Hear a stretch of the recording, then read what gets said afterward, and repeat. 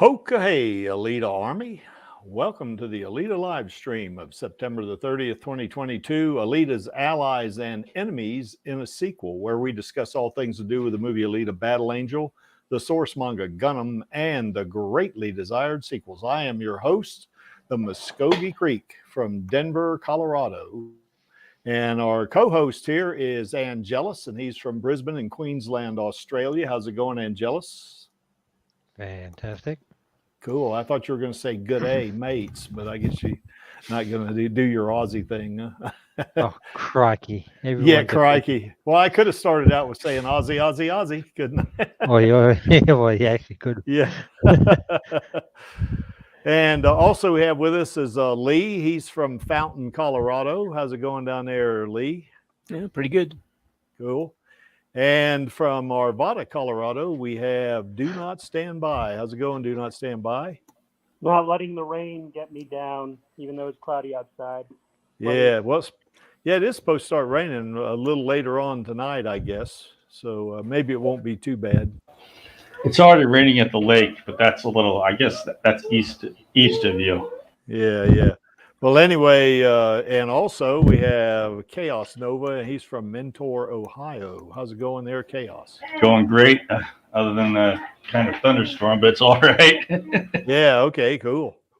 Yeah, so yeah, we had a pretty good rain here in Colorado. I don't know if you got it way down there where you are, Lee, but we had a pretty good rain here a couple of days ago. It was kind of like a Florida rain. You know, I'm originally a Floridian, so you know it's kind of reminded me of that. But you know, of course, it rains here. I was just going to say we seem to get missed by a lot of the weather. We do get occasional rains and stuff, but most of it seems to just go around us. Yeah. Well, you're quite a bit south of Do Not Stand By and I anyway, so. Yeah. Are you on a certain side of the mountain? Because that kind of blocks. We're on the was it the east side of the mountains? Yeah. So is Do Not Stand By and I. We're both on the east side too. As a matter of fact, what's funny about it, I used to tell my friends in Florida when I moved to Colorado, I told them I lived 1 mile from the mountains, and they thought I was crazy because they're so used to going to the Appalachian Mountains where it's gradual. But in Colorado, the mountains jut straight up out of the plains, you know, and the Hog's Back, I guess, runs all the way down there south of Pueblo, all the way up through, I guess, Wyoming, doesn't it? I mean, it's and it just literally shoots right up out of the plains. It's kind of amazing when you look at it. It's kind of pretty, though, that's for sure. Of course, Angelus there, he lives in the city, so he doesn't get to see these beautiful mountains like we do, don't you? Yeah. I only get to see the rest of the city from 41 stories high. Yeah. Sucks. Yeah, well, yeah. And I think Chaos, you're on the lake, aren't you? Or near it? Yeah, it's only like 15, 20 minutes from Lake Erie from where I'm at. Yeah, you get a lot of lake effect snow too, don't you, in the wintertime? We do. Yeah, that's a weird snow. So anyway. Okay, we're going to go ahead and get into the primary topic here. But before we do, I want to remind everybody, and of course, we don't have a lot of folks on the stream, but hopefully people that see this stream afterwards, if you have not signed the petition yet for a sequel, please do so. I mean, I think we added something like 400 signatures within the past week. So it's 2 weeks in a row we've added 400 signatures, I believe. So I'm not sure about that. So anyway, we're approaching, as you can see, 177,000 signatures. So slowly but surely we're getting there. You guys have all signed the petition, right? Yeah, absolutely. Yep. You bet. Oh, crap, I knew I forgot something. Yeah, I bet that's not true. And I know Chaos has signed it, so anyway. Okay, well, anyway, our girl needs all the support she can get. So if you haven't signed the sequel, for sure go sign it. All righty, let's go ahead and get into it, I guess. And this stream is kind of similar to one we did here a few months ago, but I wanted to kind of add a few more things to it, a few more characters, and then talk not only about her allies but also her enemies, what we can expect to see in a sequel or even sequels. And that, I am so sure that I don't have the entire list, because anybody that's read the manga knows there are literally thousands of people, in the manga, or hundreds at the very least, So it's going to be difficult to put all of that into the show, but some of the, what I would call more important characters, and of which, of course, a couple of them are not in the manga, like Shirin is an example. She's only in the anime. But, Adjicutty, now we got him up there as an ally, but really he's going to start out more as an opponent, because he's he's a pro motorball player. He plays in the Champions League, and Alita, in the movie, she's just won the second league championship, and she's going to compete at the end of the movie. She had already won the second league championship and was about to compete in her very first Champions League match. And so, he's going to be an opponent to begin with. Now, what I think, if they stick to the manga, he is actually going to become an ally, because for one thing, he's going to be on her team, in terms of the team that's going to challenge Joshigan. And I guess it's going to be him and Crimson Wind for sure are going to be on that team. So, and he's the guy that was, you remember that Kanuba actually chopped to bits, in that, in the match we saw, in the movie where, Hugo and Alita went on a date, I guess. And, he got chopped to bits by Kanuba. But if you remember, in the bar, he was back there. He was already there. So he got put back together, I guess. So, because that's where he ended up. He was in the bar. He was sitting up at the front there. And when that fight broke out, he was just literally sitting up there watching them. He wasn't really engaged in the fight. He's just kind of observing, I guess. Yeah, same thing was with Lee. Didn't get involved in the fight either. He stayed out of it. Yeah, for sure. And I don't think Clive Lee actually got involved in the fight either. I think he kind of, now I didn't have any shots of him they only had that one shot of him at the beginning, but, I think Adjicutty definitely will be an ally, because it certainly, now this is not to say they're going to be friends, I don't mean that, they're not going to be friends, but they may be friends. But when I say ally, I mean, they've got the same, goals. They're, on the same, I guess you could say, team when they play Joshigan and stuff like that. So, Adjicutty is definitely not going to be an enemy of Alita's. So anybody want to add something to that one? Not for Adjicutty, no. Yeah. What irritates me sometimes when I listen, when I drive cross country and I listen to the audio book, Alita Battle Angel, and the person who's reading it calls him a jockety, and I hate that every time I hear it. Just really another way of pronouncing it, I guess. Yeah, but that's not what it is. It's Adjicutty. So, but anyway, of course I know who they're talking about. And Shirin, now some folks would say, she was certainly an enemy to begin with, but I think, she kind of found herself at the end of the movie and helped her out, and also, she is not dead. I mean, it was obviously she wasn't dead even at the end of the movie. I mean, her brain was in that, I guess, that container, and her hands and her heart was still beating, I guess, pumping blood to her brain, but she is definitely not dead, I think, because I've seen some YouTube videos that says Shirin's death. No, Shirin's not dead. She's I was just going to say that I think the biggest indicator that she isn't dead is the fact that her eyes were reacting to movement in the room.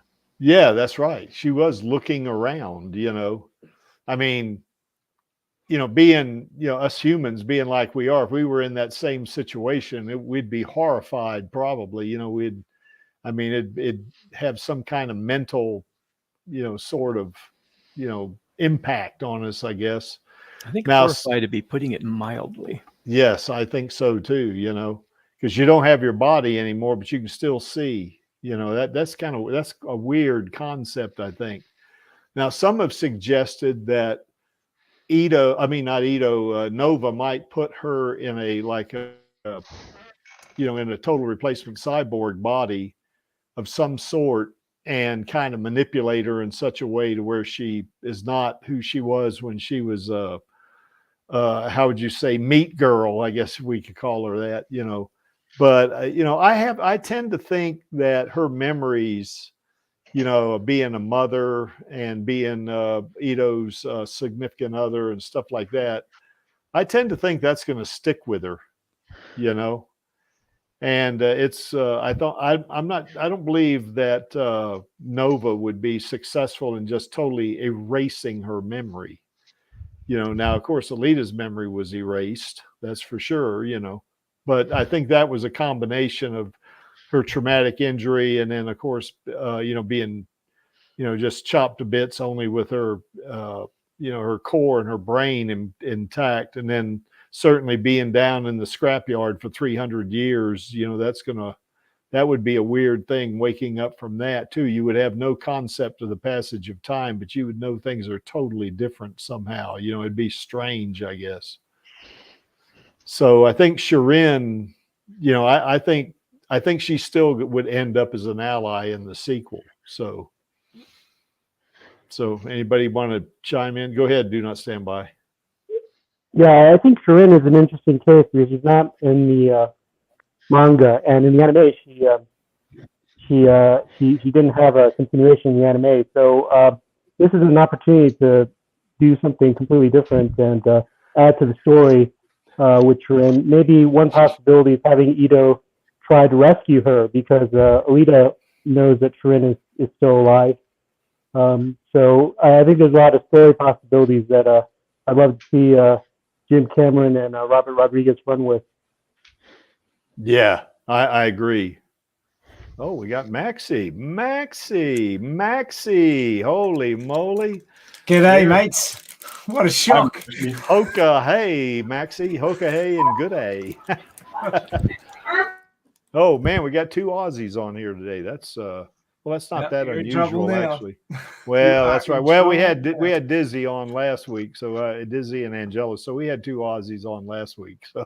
So anyway, yeah, Maxie, we were just about to finish up talking about Shirin, being one of Alita's allies in the sequel, because even though she gets, dismembered quite a bit and is going to be shipped up to Zalem, her memories, I think, will be intact. And I think it's my opinion anyway, that she's going to be an ally of Alita's, even though she's in the state she's in, I guess. So instead of saying rest in peace, it's rest in pieces? Something. Yeah, like that, but it almost feels like, okay, in last story there was somebody else's brain that got taken up to up above, and it might just be there's no need for Lou if there's Shirin's brain. I don't know. Well, that's as Vector said, that's the only way anybody ever gets to Zalem, the way Shirin was, and that kind of, remember Hugo thought he could buy his way up there, and of course he can't, so he couldn't. So, I mean, yes, Cameron has diverted away from the source material, like with the Erm Wars, for example. Yeah, right. But even then, that was still based on like inspiration from the manga. Almost everything is, naturally, of course, it would be since it's an adaptation, but yeah, pretty much everything in the story is in some way linked, inspired, or in some way derived from the source material, in the sense that the Erm Wars are just a live action replacement for the the whatever wars there. The terraforming wars. That's the one, yeah. Yeah. Or any other conflict, because obviously they used the Zot tournament to sort of appease the mob that way and keep control. Obviously they sent the Künstlers up in the first place for Alita to get kicked back down to Earth. So Yeah. I mean, I can't remember the circumstances that kicked that off, but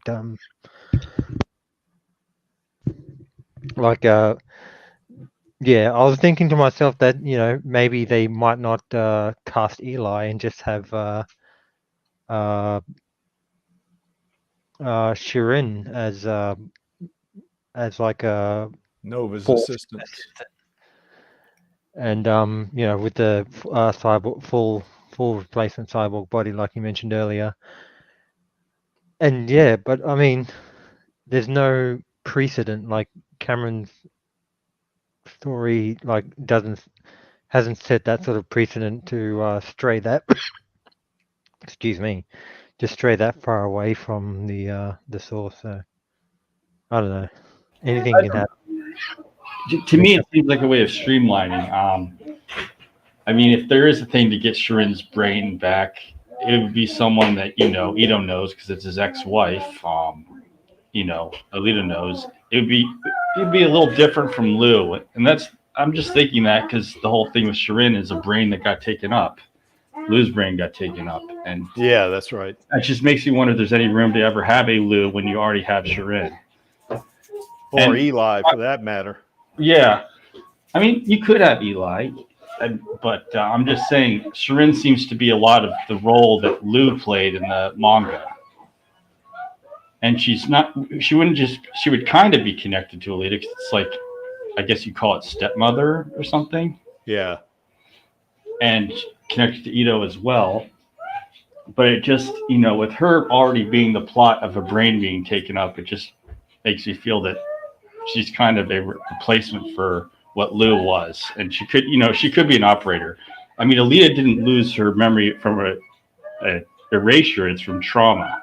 And it could be that Shirin doesn't remember anything because it's just separated from the body. So it's traumatic. Yeah. I don't know. I think that drive of being a mother, like you alluded to when you said she was a stepmother, but I think that drive of that, and of course, helping Alita with Hugo in the church, you know, that kind of thing. I think that's going to be a hard memory to erase. You know, I mean, it may be temporarily kind of diffused a little bit if you want to think of it, but it'd be like Alita. I think at some point she is going to recall it. You know, that's kind of what I believe anyway. So if she ended up like what Eli was with Nova, then she could, you know, where in other words they don't put Eli in there, they just have Shirin doing it, you know, then of course then she wouldn't be an ally, she'd be more of an enemy, I think, at that point, until her memory came back. So that's kind of how I thought about that. So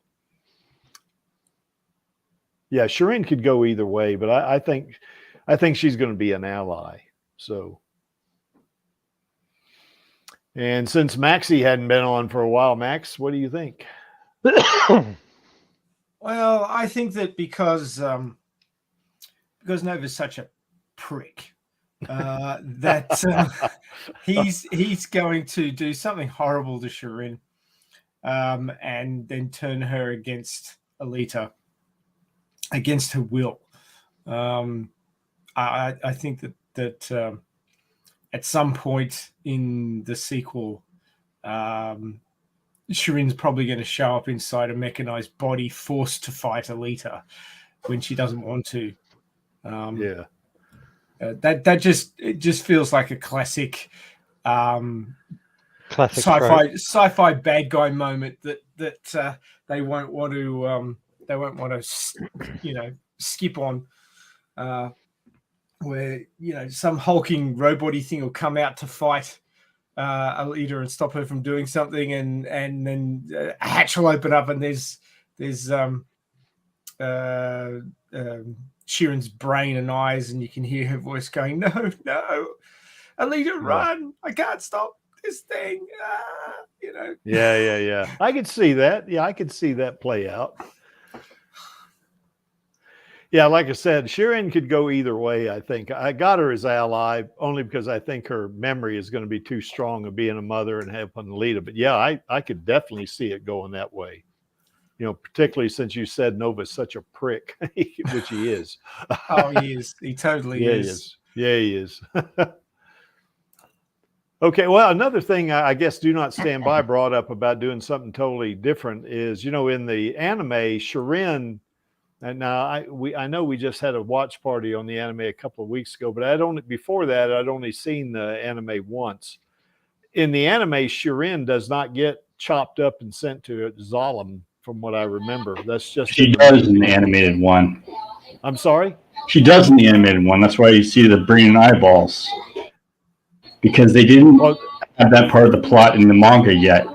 So when they did it, that's why it showed. So okay. So in the anime, it's the same as the movie. Then she gets, except it's Ito who sees that she's chopped up, and he first sees the ring from her finger. And it's like, what did you do? Then he looks and sees the case with the brain and eyeballs in it.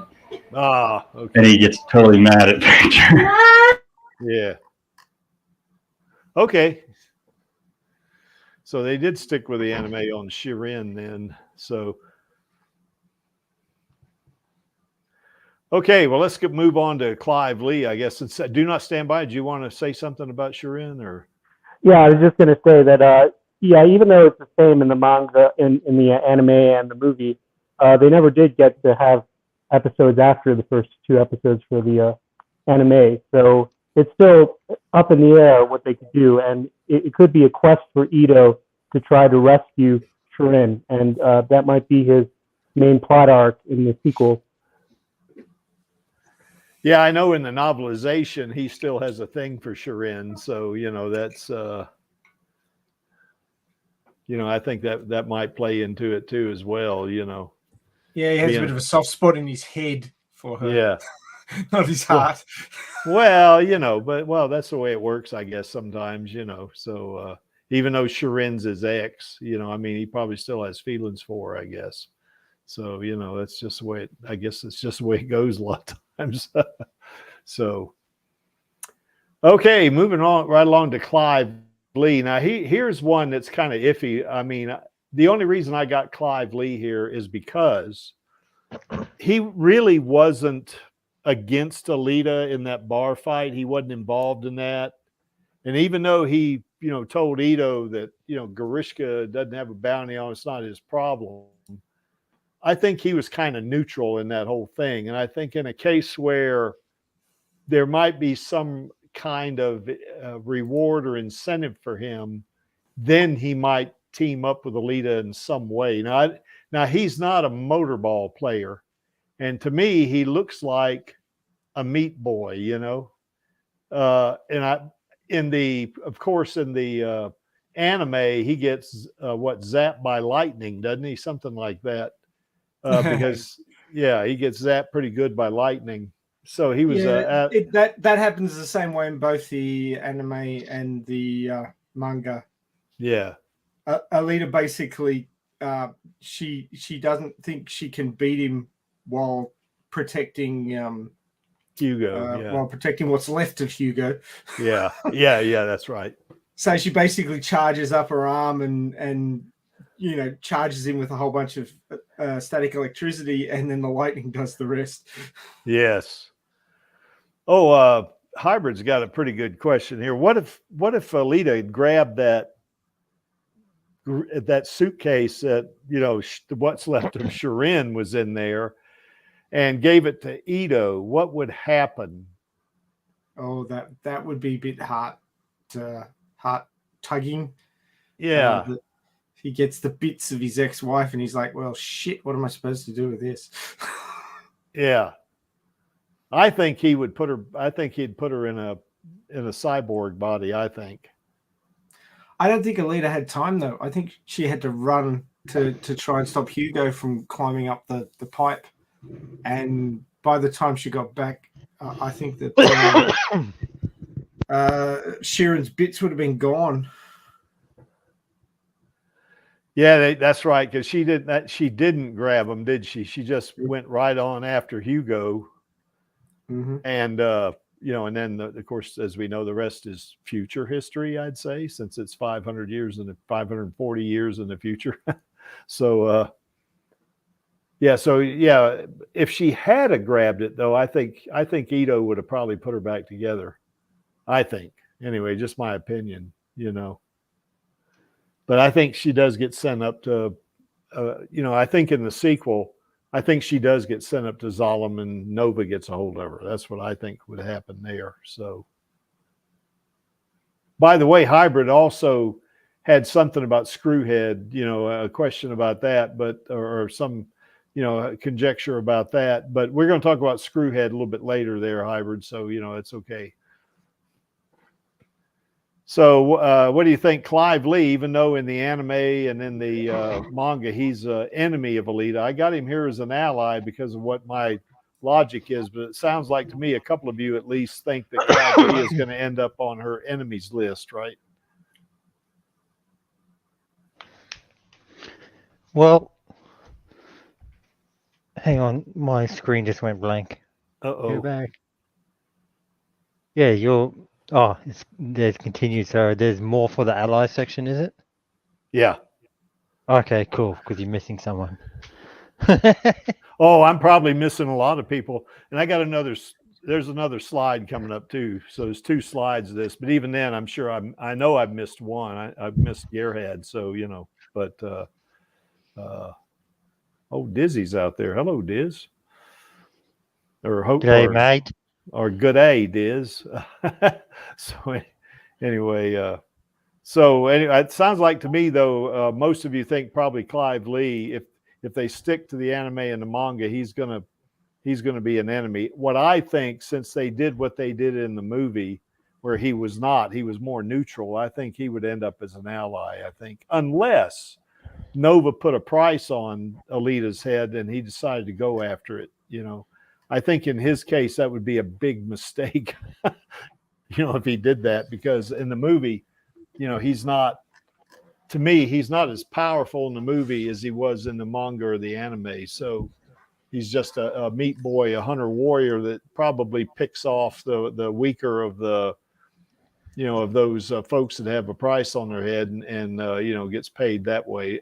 I guess, we don't have enough to go on there, but, they did have a kill count of 207. Just say again. He said he had the plasma fist, so that implies he is a cyborg, even if he doesn't look like it.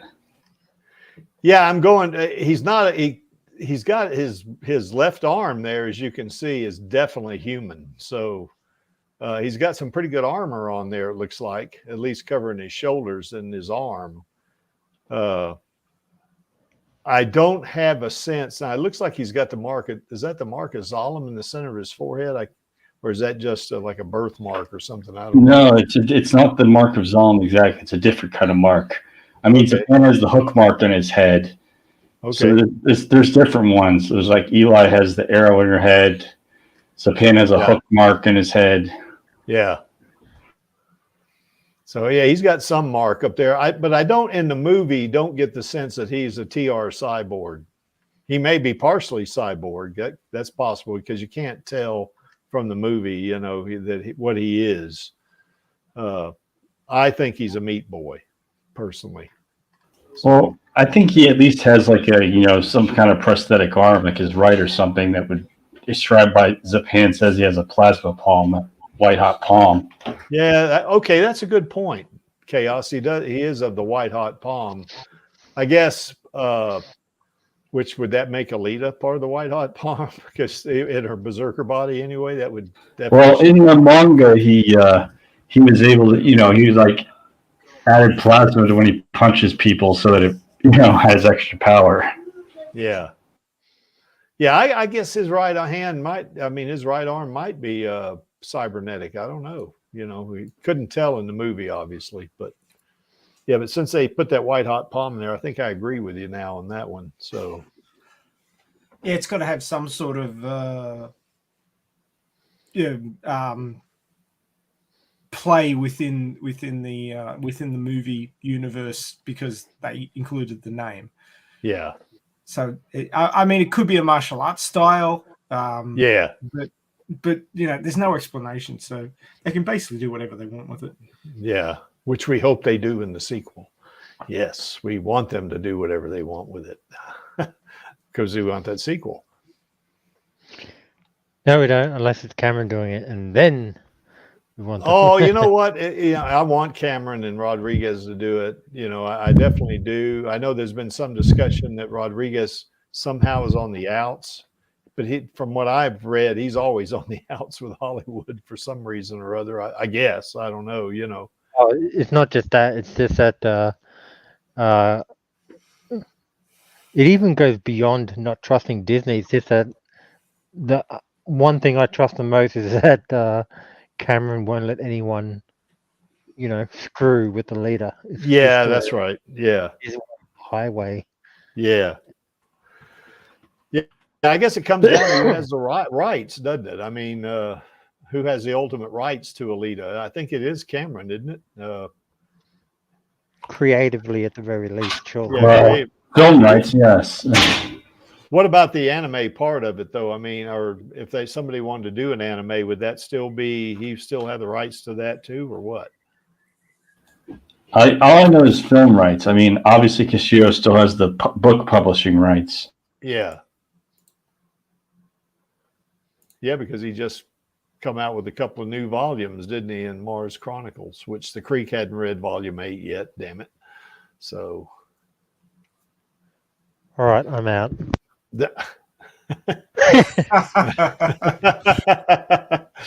So anyway. You've lost your Alita Army card, Creaky. Oh my God. It back again. Well, I'll have to read it now, won't I? I know when I start reading it, I'm not going to put it down. So I'll probably get it in one day. And guess who just joined us? Oh my God, Dizzy. it's the Dizzy. Aussies, you're surrounded. Yes. Yeah, we got 3 Aussies on now. It's been a while since we had 3 Aussies. Well, we got 3 Coloradans on too. So there you go. Nova's Chaos there is the only Ohioan. So, so there we have it. So how's it going, Diz? Tip top, mate. What's going on? We was hoping you'd tell us. Sun's out, guns out, mate. Cool. When you say guns, you mean guns, not like big biceps and triceps, right?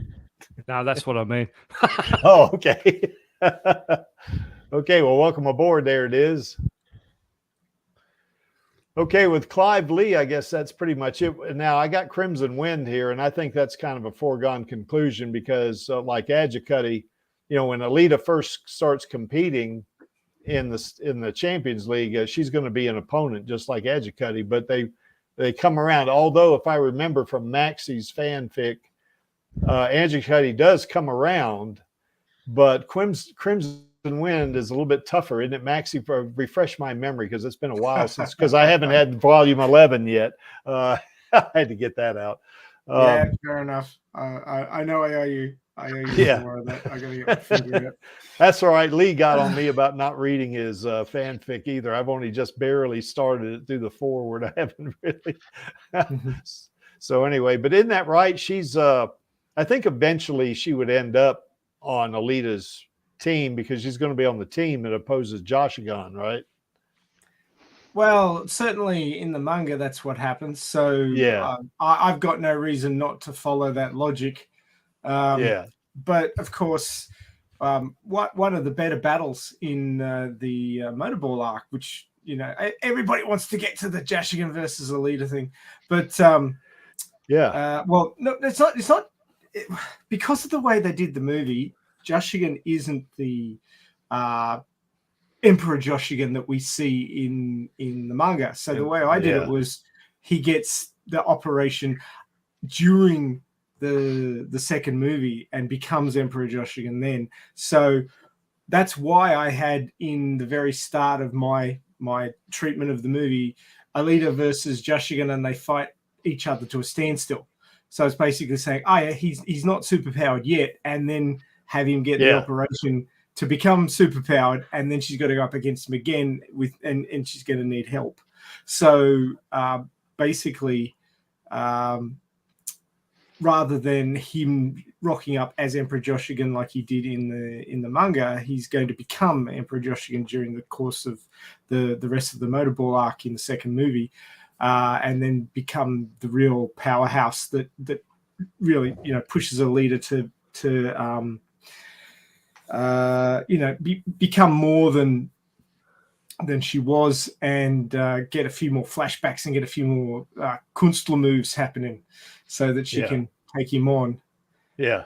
I personally, I haven't yet decided whether she's going to succeed or whether it's going to go the same way as it did in the manga, which of course, is a spoiler, but everybody should have read at least that bit by now. And David Watson, and now I got to read Volume 8 now. Of the Mars Chronicles, I got to do it. I'm under siege now, so I got to go do it for sure.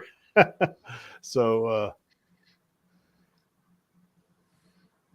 anybody else got any thought? Because about Crimson Wing, because she only appears in like maybe two little scenes, I guess. Or just shots almost. I think they're just setting her up for the sequel, where she and Alita are going to have to go at it, and with most of these things, you have these powerful people who think they're a bit good, and they don't respect the major character before they come into contact with them, and basically Alita's going to have to beat some sense into her on the motorball track. To get her to come over to the correct team, as it were. Yeah. So, a lot of these times that people don't start out as friends, and then they become friends eventually when they learn to respect the main character. Kind of like Adjicuddy, I guess, in your fanfic, right? Exactly. Yeah. Much the same way. Yeah. Although I'm still going to include the bit where he basically calls her an outsider because she's quitting Motorball. That whole, well, you're not one of us because you're not addicted to the game and you're going to keep playing till you can't anymore. You're using it as a stepping stone, and I don't respect that kind of deal. Yeah. Because that was one of the underlying currents in the manga, which I quite liked. That's kind of the way I feel about powerlifting. I'm in it for the long haul. Exactly. You dedicated yourself to it. Yeah, that's right. So I understand that logic. Now of course, if I was playing Motorball, I wouldn't dare say that to Alita because she'd take my head off. So I would just keep my thoughts to myself. Is what I would do. Well, you've got some inside information, Creaky, which that's right. So having read the manga, you've got some hint into what you might do if you were to A, do this, B, do that, C, run away scared because she could rip you to shreds. Although Alita's my niece, so I don't think she'd do that, but she would probably punch me or something. Through a wall? Yeah, probably, or just at 1/100th of her power and hit me and knock me against the wall. Something like that, So she'll flick you with her pinky finger. That's right. Yeah, she'd probably stop spotting me on bench press and stop lifting weights with me, like Kran has her doing with me.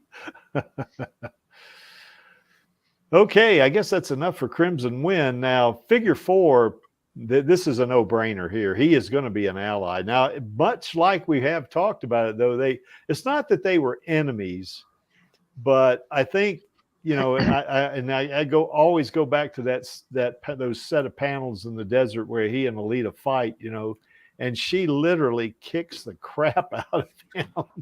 And it's really funny how he kept getting up.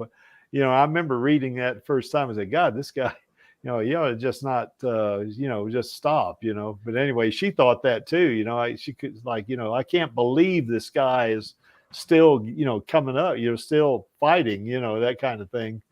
And I think that kind of got her attention with him, that he had such perseverance, you know, like she does, you know, that he just kept coming no matter how bad he was beaten up, you know. And I think that's what initially got her to fall for him, I guess.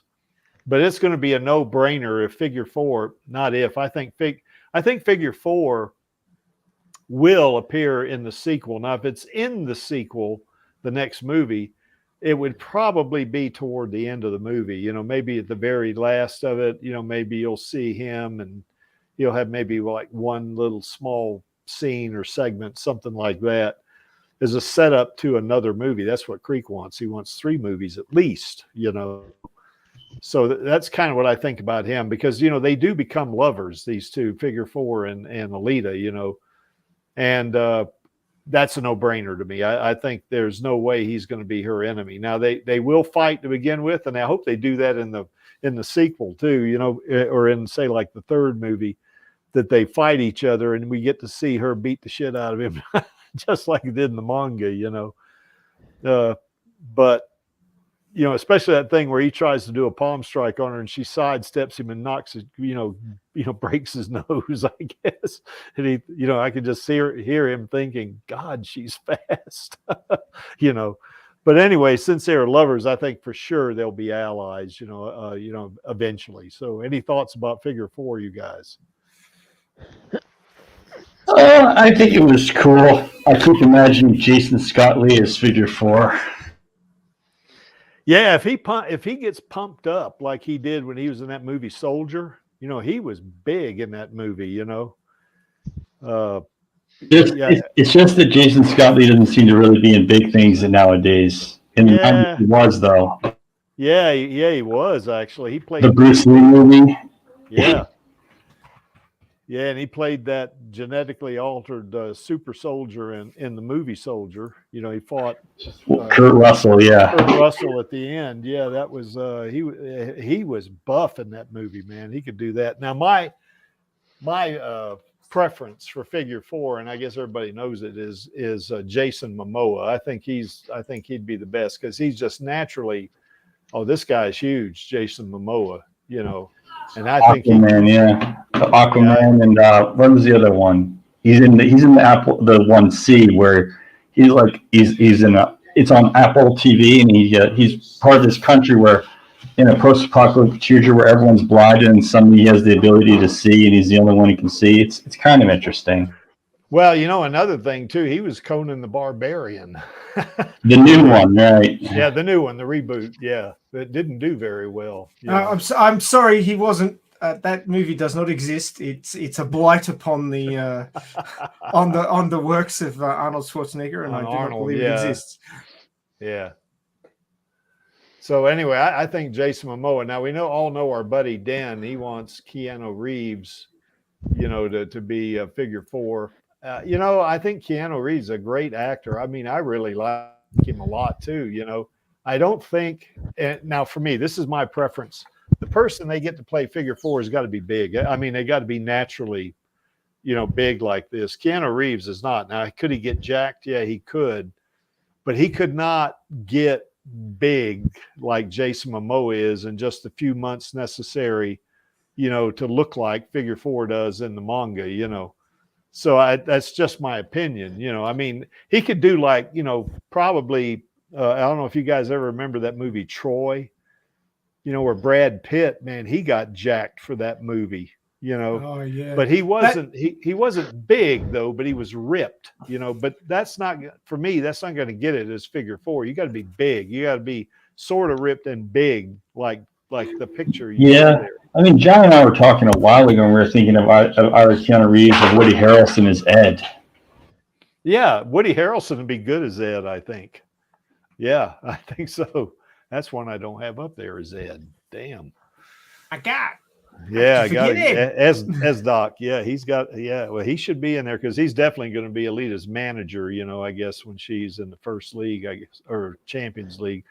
And correct me if I'm wrong, was he her manager even through the 3rd league? Because she didn't make it the 2nd league, does she, in the manga? I think she's only in the 3rd. Well, the movie universe doesn't say anything about 3rd league. No, it doesn't.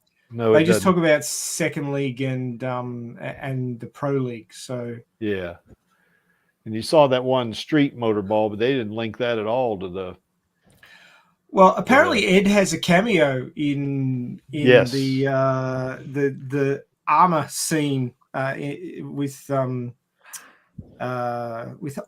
and Gerhard. Yeah. Yeah, when she was preparing. When she says, "I don't need all this crap." Yeah. Right at the very end, you see a guy walking across in the background. Apparently, that's supposed to be Ed, but it's not. Do you hear that? That's the sound of 1,000 Alita Army Hunter Warriors around the world loading up their Blu-rays right now and going to that very thing to double check. Yes. Yeah, that's right. But yeah, I think Figure 4 is definitely an ally. And I hope they do the whole thing. I mean, they could do like a love scene, or have a little love arc in there between, Figure 4 and Alita, like they did with Hugo. It wouldn't have to be the main, arc of the movie, but they could kind of play that, through, just like they did with Hugo. Although with Hugo is a more significant part of the movie, I guess. But they could do that with Figure 4, I think. Yeah, but the Creek wants Jason Momoa. Now I don't know if that's going to happen because, I'm not sure if he's done anything with Disney. I guess. Does anybody know of anything he's done with Disney? Oh, we lost somebody. We lost Do Not Stand By. I think he was on his phone. Dune wasn't Disney, was it? Dune, that was Netflix, wasn't it? That was Warner Brothers for Dune. Yeah, Warner Brothers. That's right. Yeah. So I don't know if Jason Momoa would get him. I don't know if there's any way that Disney and Jason Momoa could come to terms on something like that if they were to do the sequel. I think it depends if he knows a director or something, because directors can be from multiple studios. Yeah, that's right. Yeah. And of course, they do. If 20th Century Studios does it, then that kind of opens it up a little bit more, I think, too, personally. Any more thoughts about Figure 4, you guys? Scott Adkins is my favorite. Yeah, Scott Adkins would be a good Figure 4, I think, because he's a damn good martial artist. That's for sure. That guy's badass, man. I saw him in that IP Band 4. God, he was good in that movie. Played a drill sergeant. You remember that? Yep. He was kind of a bad guy in that movie, sort of. Okay, enough about Figure 4, I guess. That's Creek's favorite for Alita. I want Figure 4 and Alita to, get together, as they would say. That'd be cool. Okay, Ito. Certainly Ito would be an ally. Now, there could be a little bit of a play on this, kind of like what we saw in the manga, to where I guess Alita is pissed off about the whole business, and then kind of moves out, gets her own apartment, and at one point she doesn't even, he tries to get her attention, I guess, at one of the motorball matches, and she just kind of blows him off, and of course he's heartbroken about it and all that stuff. But I think in the movie, I'm not sure they do that, because that was a third league match, I guess, in the manga. I think he would still probably be Alita's ally, tuner, whatever you want to call it, stepfather for sure, or adopted father rather. Just my opinion, because they did it different in the movie than they did in the manga, and even in the anime to some degree, because in the movie he's more of a father figure. In the manga it's a little different, so it's a little creepy at first, but I think in the movie they got a lot more flexibility there. So anyway, any thoughts about Ito and how this would play out as far as he and Alita? I see something similar to the video game Martian Memory, where maybe after Josh Gunn dies, she comes back for a brief bit. Okay. Because he was Josh Gunn's tuner, wasn't he, at one point? Right. And I finally listened to the interview with Leia Keeler Gridis, and according to her, that rejected draft was that it wasn't supposed to be Joshua Gunn, was how Ida met Destiny Nova. It was supposed to be Destiny Nova's own kid. Yeah. He was just trying to figure out like who's this kid's father, and then he finds Destiny Nova. Oh, we're going to see Ed here, I guess. There's Ed. Yeah. That is supposed to be Ed, as far as I'm aware. Yeah, he walks down the side there, doesn't he? In the. I mean, it doesn't look a lot like Ed, but that was the scuttlebutt that I heard. Hopefully, that's. Does he have to pull his pants up or something?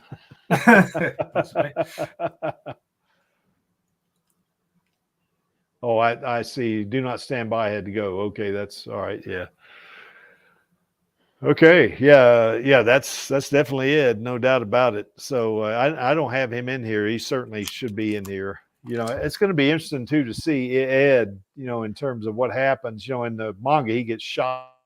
You know, in the head, I guess, from some crazy dude that wants to shoot Alita, I guess, and he kind of jumps in the way. I think, from what I remember, and he gets shot himself.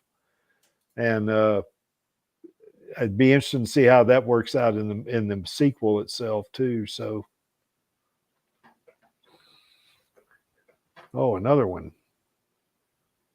Yeah, there we go. Yeah, being shot in the head like that and still being able to look at you, that's kind of interesting concept. So, yeah, in the manga, he was a motorball pro himself, wasn't he? He was, until the accident that injured both him and Jashigan. Yeah. But actually, there's a guy who actually took a bullet through the head and survived. He was brain damaged, but not to the point where he was a vegetable. Yeah.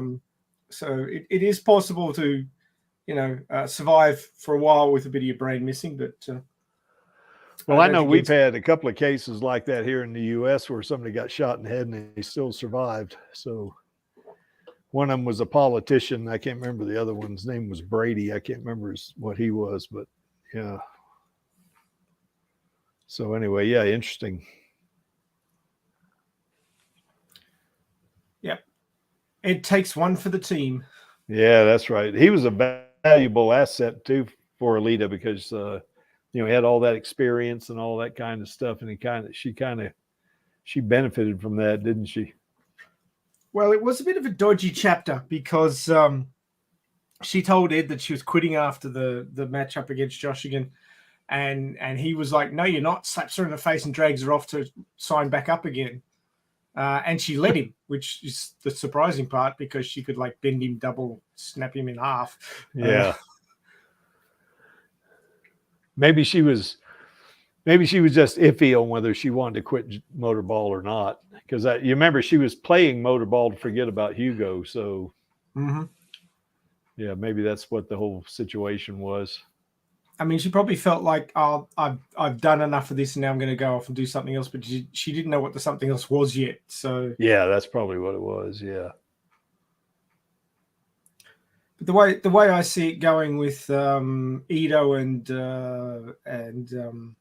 Alita is that Jashigan's having these problems, and because Ido and Jashigan know each other well, Ido feels like he's got to go and help Jashigan.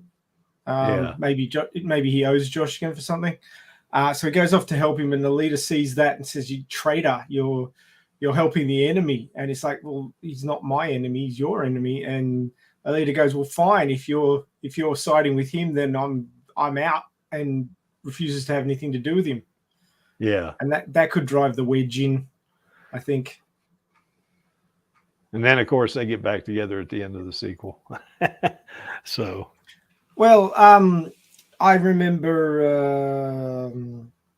Oh, come on, brain work.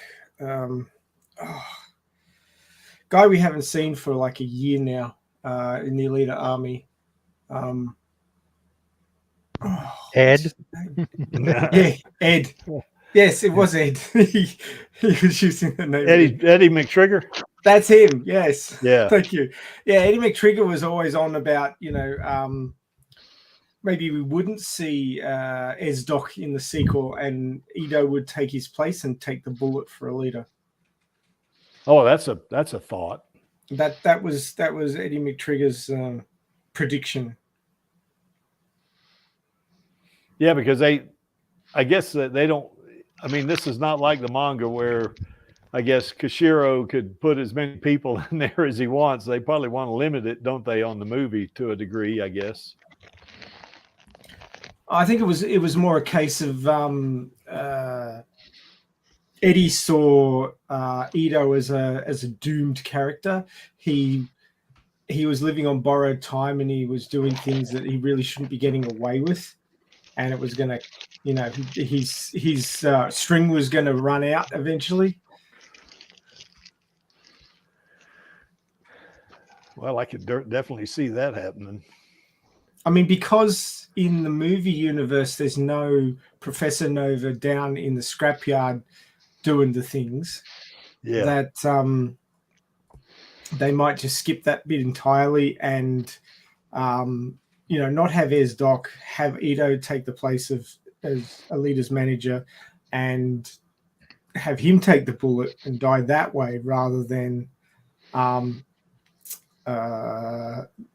Ed's die that way, and then have Zapan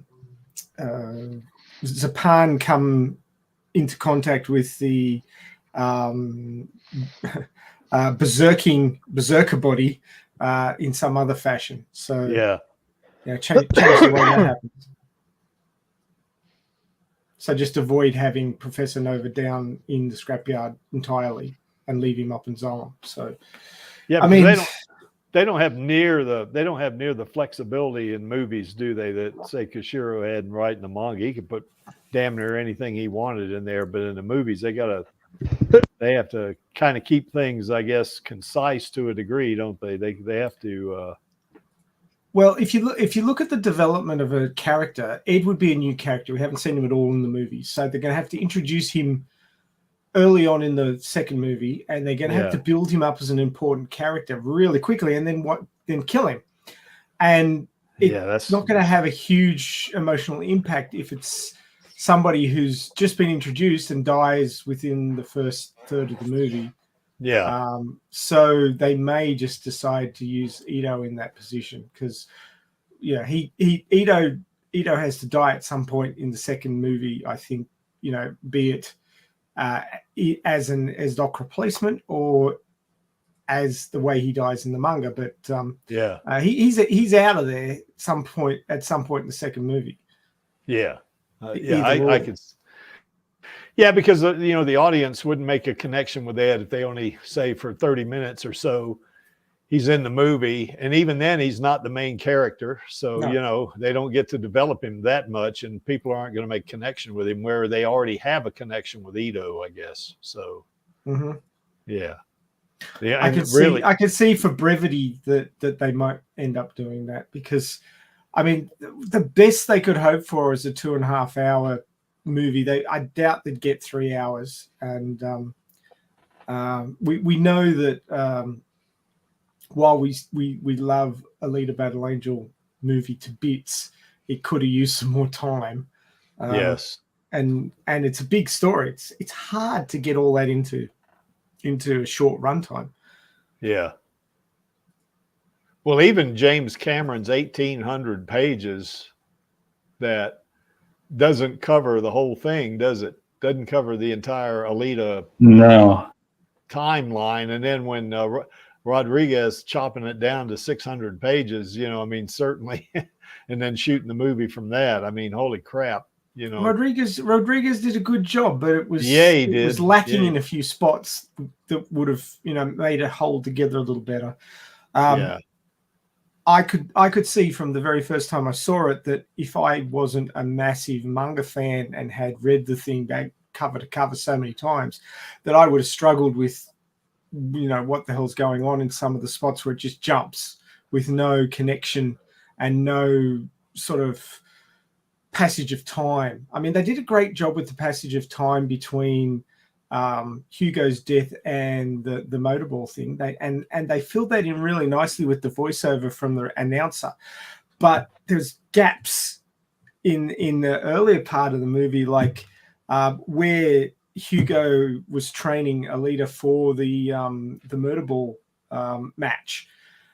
They cut all of that out, and it just seemed like it was missing something there, like just maybe a 30-second training montage or something that would have really, helped the feeling of time going past, but they just jumped it straight. I'm not, I'm not a movie director, and I'm not, privy to their reasoning, but I do feel like it could have used something in there. Yeah. Of course, first time I saw it, I was so awed by it. I didn't pick up on all that stuff after I'd seen it 2 or 3 times, Well, you and I know that Angelus came in, as well. I'll just check this movie out and say, "Holy crap, this is awesome!" But you obviously hadn't read the manga beforehand, did you? Right. Am I talking out my ass? Did you not follow? Was there a little bit of a disconnect there? Where you're like, "Huh? What? Oh, okay." The only disconnect I saw that, at least in my mind, I thought was a disconnect. I didn't know from the story, but for her, where that scene where they're walking up to his gyrocycle and he says, there's another way for us to get to Zalem. Vector wants you to try out for second league, and at that point she said, well, what are you talking about? I can't be a pro motorball player. So now I know she's not, she played the street motorball game, but that's a lot different than playing pro, and then here we are, like, at what seemed in the movie to be like maybe a couple of days top. Now she's playing pro motorball. And I did wonder about that the first time I saw it. I said, wow, and I just attributed it to her being a total replacement cyborg. And then of course her systems could, quickly pick all that up. But in hindsight, that's not a realistic, type of assertion that I had there, or a concept I have of that, because knowing a little bit of what little I do know about some sports, it takes time for you to develop some proficiencies. You can't just, even if you're a cyborg and you have all these strength and power and speed, you don't know the techniques of the game. You don't know the strategies and the tactics and stuff like that will enable you to be a good player. Right. You might be able to kick the shit out of somebody like Adjicutty, but in a match, he's going to beat your butt if you've never played. That's what and I did have that thought the first time I saw the movie. I said, wow, she sure picked that up fast. So well, anyway, it's kind of implied in the conversation as they're climbing on the bike that she wants him to train her. But there's no indication of how long, what they did. Yeah.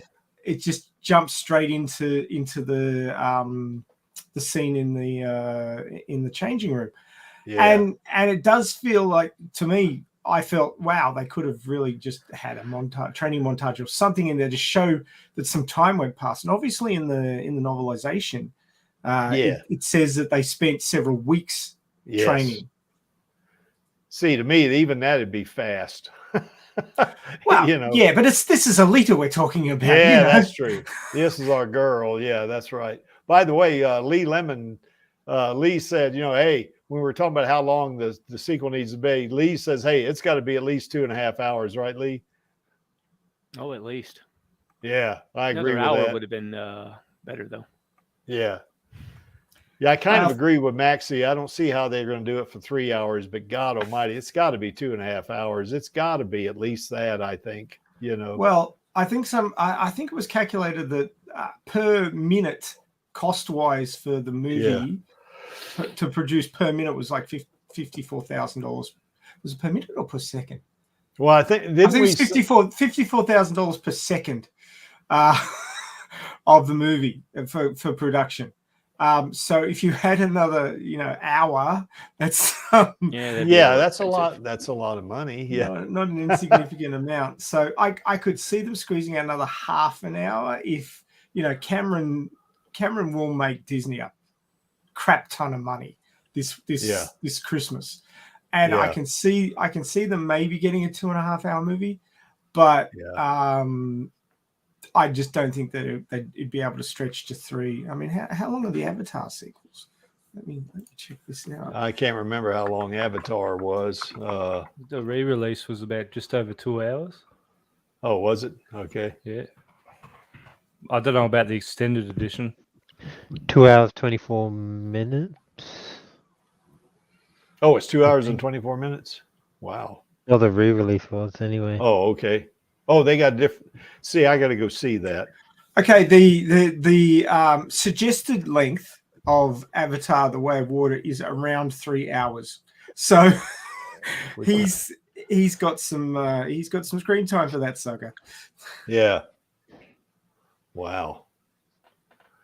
Well, we got to have 2.5 hours on the sequel. I mean, to me, that's an absolute must. I think, got to. Now, if they make it 1 hour and 45 minutes, I'm still going to watch it for sure. I'm going to be a little disappointed, but yeah, they better not cut it down that much. No, they better not. That's going to piss me off. So the first Avatar clocked in at 162 minutes, which is 2 hours and 42 minutes. Yeah. For its theatrical cut. So that's what went out to theaters, which is the important thing, because the whole thing about cutting the original movie from 2.5 down to 2 hours was because 2 hours is a better block time for the cinemas. You can actually get more sessions in at 2 hours. It gives them a 2 hour block time, which gives them half an hour of ads at the start. So that makes 2.5 hours. And then they have a half hour for cleaning and getting people in and out. And they also make more money on concessions too, because they'll have more blocks. Exactly. So a 2 hour movie gives them a 3 hour turnaround time. Yeah. And then they got these 3 hour blocks. So if you have a 3 hour movie, it turns into a 4 hour turnaround time, which means less blocks, which means less concessions, which means less. Yeah, and all that good stuff. Yeah. So the cinemas make more money on a 2 hour movie than they do on a longer movie. Yeah, what a shame. Well, if they could clean it up faster. Times per day, yeah, that's true. Or if you want to get serious about it, you have something like crap. It just went out of my head, the name of that movie. I actually, back in I think it was the 90s or maybe the early noughties, I went and saw it at the cinema. They had a limited re-release. What was the gist of the movie? Oh, it was about the Roman Empire. Spartacus. Yes. Yeah, Spartacus is stupid long. Yeah. Oh, they re-released it. That's cool. You and Kirk Douglas, that one? Yeah. Oh, okay. I think the original wasn't that long, though. I think 3 hours and 17 minutes. Yeah, the one with Kirk Douglas is close to 3 hours. But you see, what they did with Spartacus was they had an intermission. So you could go and relieve yourself and grab some more concessions and then come back. Which that's right. They really wanted to do it, but Spartacus is considered the epic that or Ben-Hur, because Ben-Hur is 3.5 hours as well. Yes. So you could go see Spartacus or Ben-Hur and that Ben-Hur. That Ben-Hur scared the crap out of me when I was a kid, seeing those lepers, Boy, that scared the shit out of me. Well, not literally, but I mean... They'd be easy to make compared to the other new ones, but just get some horses and run around the stadium for 3 hours, you're done. Oh, Ben-Hur was fucking dangerous. People got seriously injured in the race part, where they're racing the horses and chariots. Yeah. Yeah, it was a good movie, though. I mean, it did scare me, those scenes with the folks with leprosy, but, anyway, that's another story. But so anyway, Cleopatra was even longer. It was 3 hours and 53 minutes. Yeah, and that one didn't do too well in theaters. Well, it did well in terms of budgets, in terms of the box office, but the budget ran up so high, and that's what really hurt it. Yeah. I know one of my favorite films before Alita. Well, it's still one of my favorite films. It's just not number one. Was Once Upon a Time in the West, and it was 3 hours, and it did pretty good in the movies, but it wasn't a big, wasn't a big box office, just bonanza type thing. I mean, I think it did pretty well internationally, particularly in Europe. I think it did pretty well, but in the U.S. it didn't do as well, and it was like 3 hours, I think. So I think one of the knocks on that movie was from some critics is that Americans don't have the attention span to watch movies that long, which is, I think, is bullshit. Not anymore. I think I mean, I don't know. I'm watching the director's cuts of Lord of the Rings, and those are about 4 hours each one. Yeah. Man, I did those back to back at a friend's place. We started in the morning. Oh my my God. And we did the Lord of the Rings cut, the director's cuts, or the the theatrical. The directors. Oh my, that's got to be like 13, 14 hours. It is, and we did the drinking game too. Oh my God. Oh my God. Well, I know, not to get off too far away from Alita, but I've never hated Sam Genji more for saying Mr. Frodo, Mr. Frodo. Yeah, goddamn. Take a swig every time he says Mr. Frodo. Give me a break. Yeah, I remember my second wife and I, we did binge watching on the Jason Bourne movies, the first three, and then we watched the Bourne Legacy. And each one of those movies, say, were 2 hours plus, or somewhere in that area, so, we binge watched it for a whole Saturday one time. Well, that's actually something good.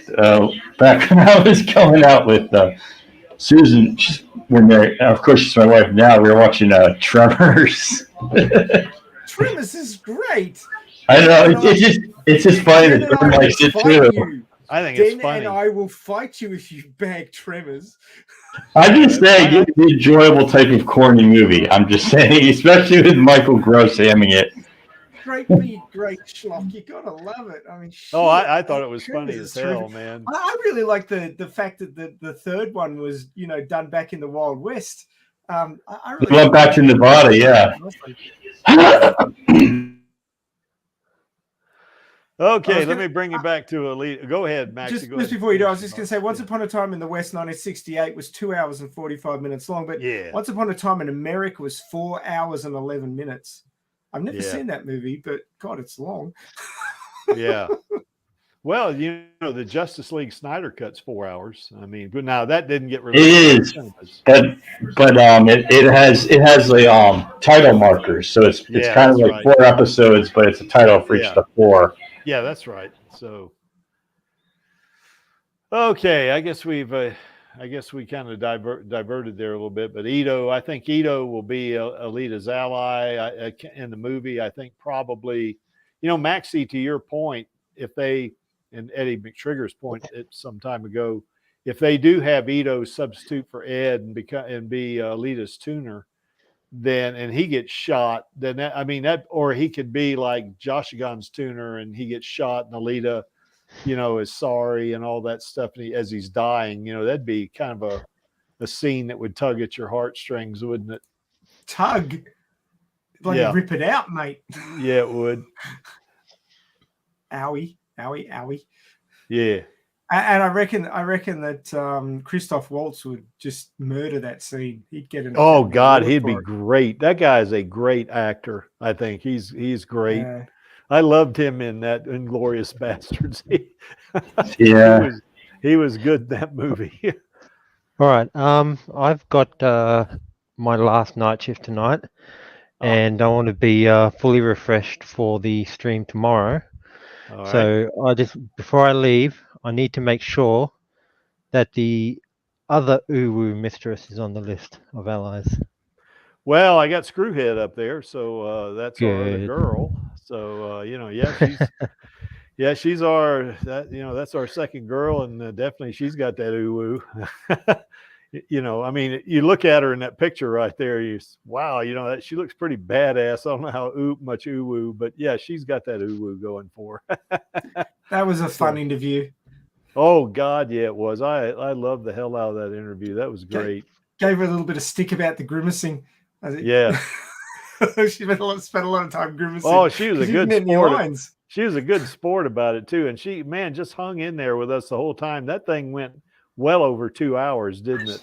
I have the thing because I'm making an excerpt edit video from it, and it's almost 3. It's 2 hours, 39 minutes. Yeah, it's pretty long.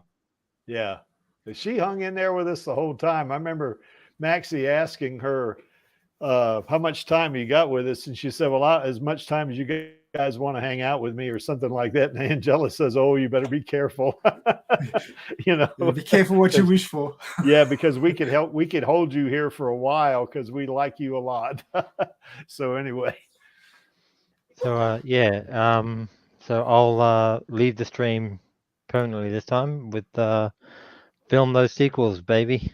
You betcha. All right, Angelos, thanks for joining us. Have a good nap time, mate. Take care. All right, catch you. Okay, moving right along here, I guess Chaos. I think he would definitely be an Alita ally, I think, and I think he would show up in the sequel, and fairly early on, I think, Well, I listened to the later K reviews. I wasn't back there because I was visiting my parents at the time, but I went looking around, found it, and I decided to edit it. But what she was saying is that he is supposed to be the person who ends up living with Ito for a while because it's obvious that he's blind and disabled, and Ito kind of feels sorry for him. And then Ito wants to figure out who's his father, and that's where he meets Destiny Nova. So somehow Nova's coming, and that's scary. Yeah, it is. But I think Chaos is definitely going to be Alita's ally, and I also want to see that scene where he kind of starts getting a little too frisky with Alita while she's laying. I don't think that would happen if it's him moving in after Alita's gone from the house. I think it would be more of just the movie. Yeah, it would feel like he's it's his fault that Ito's gone or Destiny Nova got him. Yeah. And you just wouldn't want to see her or something. I don't know. But that'd be a great scene in the movie where he kind of gets a little bit too familiar with Alita while she's laying on that table and she slugs him away. That would be the greatest. That'd be a great scene because I love that panel, man. It's great. So, but anyway, yeah, I think Chaos would be early. It would probably have to come after. We lost somebody there. I do not stand by. Lost Diz. Yeah, maybe Diz had to go. But I think it would. I say fairly early in the movie. Whether they do the Zerkerpan thing or they do the Joshigan arc, whatever. I think Chaos would come on right after that. My opinion. And it'd be kind of neat to see how they would do that. Whatever that power is, he has psychometry, I think is what it's called. That's what it is called. It has happened at other times in anime. There's the anime hangout I'm going to do on December 15th, Vampire Hunter D. He's another character who does that too. And it's just interesting because it's half man, half vampire. And he's fighting other vampires because obviously he's only half vampire, kind of like Blade, but this is from 1985, old 1985 animated film. Half man, Blade, half vampire. He's a manpire. Well, Blade was a daywalker. He was kind of. Well, that's kind of what, right. That's kind of what D is, except he's the actual son of Count Dracula himself. Wow. And the psychometry in the animated thing is that his hand sprouts a face in his palm and he talks to the hand. God, I bet talks to the hand. Yeah, I bet that'd be freaky to watch. So, but yeah, I think Chaos definitely. I'd like to see him because he's pretty powerful himself. He touches something, like that Damascus blade, and he knows how to use it immediately. And he's proficient with it. So from that psychometry, so I guess he'd be an interesting character. Now, to do him justice, they would need to do 3 movies. because putting him say halfway through the movie after Joshigan or Zerkerpan or whatever, you wouldn't have time to develop him like you would if they started him out in a movie and then further developed him in a third movie. So I'm making excuses here for us to get 3 movies, guys. We're going to have more. At least 3 movies. I would prefer 4. I would prefer as many as they want to give us. I'd watch every one of them for sure. I mean, there's so much material in the Badlands arc that you wouldn't want to try and smish it into the end of. I mean, you've got to finish the Motorball arc and then do the Zerkerpan arc. I think that's enough for 1 movie. Yeah, I mean, it's just introducing, like, if you got like 2 hours in.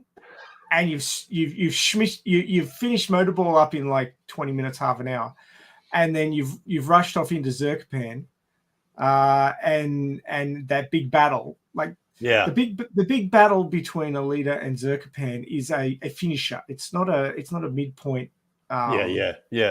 Effort. So I really feel that should be near the end of the second movie, and then they could introduce Figure 4 right at the end. You know how they sort of cliffhanger things.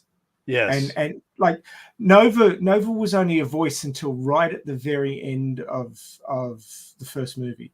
Yeah. And I feel like they could introduce and cliffhanger Figure 4 at the end of the second movie.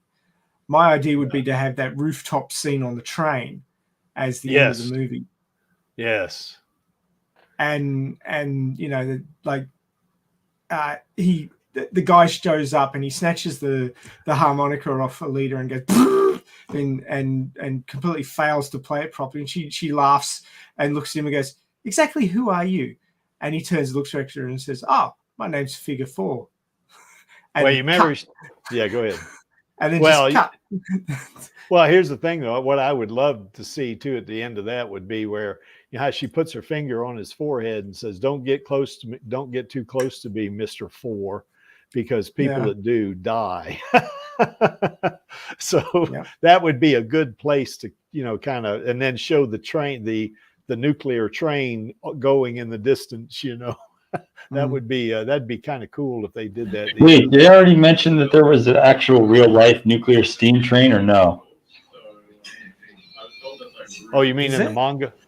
In real life, there's like the Soviet, and it's used by the Russian Federation too, is that they use a nuclear reactor to run a steam engine. Oh, I don't know. I hadn't heard that. Nuclear reactors are dangerous enough, like putting them on submarines and things like that. But trains I wouldn't recommend. God, I'm surprised if they did that. I didn't hear about Well, unlike the manga, it wouldn't explode like an atom bomb. It would just end up melted. The uranium would turn molten and then cool. But it would melt out the bottom of the train and into the tracks. Yeah, that's right. Well, that's the thing, is that the uranium stuff is encased with huge amounts of concrete and steel. Yeah, that's right. Well, you can't make the shielding too heavy or the train would move. Yeah. Right. You'd need plenty of power. But if it melts, it's not running ever again. Well, I think that's pretty standard for any nuclear reactor, isn't it? Yeah. Yes. At least the Ford Nucleon didn't happen. A steam car that uses nuclear. Yeah. Okay, so I think we all agree that Chaos would be an ally, because I think he even develops a thing for Alita, doesn't he? I mean, he could, but I don't know. Like I said with Shirin, it kind of feels like Shirin would be like the operator, and not Lou. And then I mean, Chaos is around as old as Hugo is, born around the same time, and then Koyomi. I'm not going to skip too far ahead, but she's not a kid in this. Well, she is a kid. She's in her teens in the show, but she's pretty much going to already be an adult. So she could be in the Badlands arc, because I mean she's already an adult, and she was, how old was she in the Badlands arc at the beginning of it? Like 14. Yeah, 14 or 15. Yeah, that's right. And of course, there's that whole 10-year period that we don't know what happened. You know, I mean, by the time they got through all that, she'd be in her mid-20s, and you know, that would work out perfect. Because Koyomi, go ahead. I couldn't see them doing a 10-year time jump. No, I don't think so. No, I think they might, you know, make it 2 years. Yeah, because it just, I mean, what was Alita doing? What, she was sent out into the Badlands by Zalem to get hunt down Destinova, but in the movie, well, what if it's Destinova's kid instead? Yeah, I mean, she could be sent out there to hunt down Chaos because he's preaching establishment Zalem or anti-establishment stuff. Yeah. I mean that could work. But then he ends up saving her and she's like, well, I can't kill you now. Yeah. I can slug him. I can slug him for grabbing at me, but I don't want to kill him. So anyway, I love that panel.